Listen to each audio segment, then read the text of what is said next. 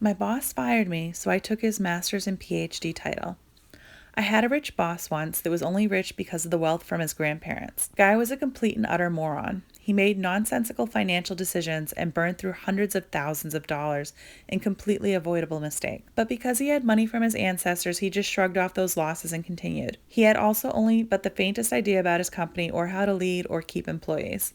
I was basically keeping the company together. As such, I was the naysayer that blocked 90% of his stupid plans and decisions. Due to my negativity, I was fired. The guy was also arrogant as hell because he had a master's and PhD in economics. I thought, no way in hell can this guy have a master's and PhD. He's so damn stupid. So I searched for his master's and PhD thesis, went to the university library, and what a surprise, on the second page of his master thesis found a text passage without citation. After like 40 minutes, I found another 10 passages he copied without citation. I spent only some 20 minutes examining his PhD thesis and found already 2 cases. I made pictures of the text passages he copied and the books from where he took them and wrote an anonymous email to the university. A year later, he lost both his master's and PhD because of his plagiarism. I know this from people that still work with him because he exploded.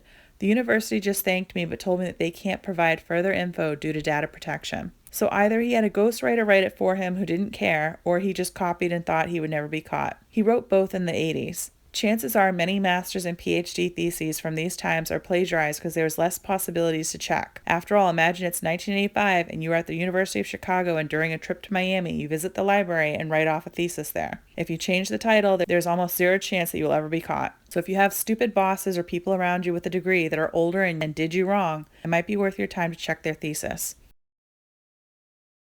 Story 2. A startup bro sent me a lot of hate mail, so I improved his product and sold it to his competitor. Now he's going out of business. I'm an academic researcher. I won this tech competition last year and started getting hate mail from a startup bro from my country who was probably just jealous because his team hadn't even made it to the finals of the same competition 3 years ago. Just my guess. He was now the CEO of a growing startup. The content of the hate mail was usually just insults mixed with explaining that I wasn't really good in my field and didn't deserve any acclaim. It hit the fan when he actually made the effort to attend a Zoom lecture of mine to hurl insults in the comments. That was embarrassing. I wanted revenge in a way that would prove my merit as well. I ordered his company's product, a special water filtration apparatus, and made some neat improvements to it which made it much cheaper. I found one of his close competitors who operates in the same region and gave the product to them in exchange for a payment and an advisory position. This was also a small company that was neck and neck with the dude who was harassing me. It's been 1 year and the competitor has almost fully dominated the market. I haven't announced my affiliation with the competitor yet, but I'm about to. I wish I could see his reaction live when he finds out I helped the competitor. Story 3. Refuse to check the speaker cable? I got you, sis. A few years back, my sister called me demanding I help her with her computer as she had no audio. At the time, around 2010-ish, store-bought computers had standalone speakers and microphones with color-coded cords instead of everything USB. If you were in a rush and not paying attention, they would get mixed up. So I tell her she needs to check the cables, that she probably plugged them in wrong. She blatantly refuses and that her computer is broken and that I needed to fix it. Little background on my sis. She has always been the princess in our family of 3 boys and 1 girl at the time, so she has always been accustomed to getting her way. Besides being the princess, she also had the typical valley girl looks at the time, blonde hair, blue eyes, and enhanced saline assets. Between the entitlement coming through in her voice and the blatant refusal to believe she did something wrong, I started losing my inner tech support zen, and the pettiness begins. Me. Oh no, you have a PEBCAC error. PEBCAC equals problem exists between chair and keyboard. Sis, PEBCAC error? How do I fix that? Me. Head to Staples. They should have some PEBCAC software to clear it. Shouldn't cost maybe $20. It's spelled PEBCAK.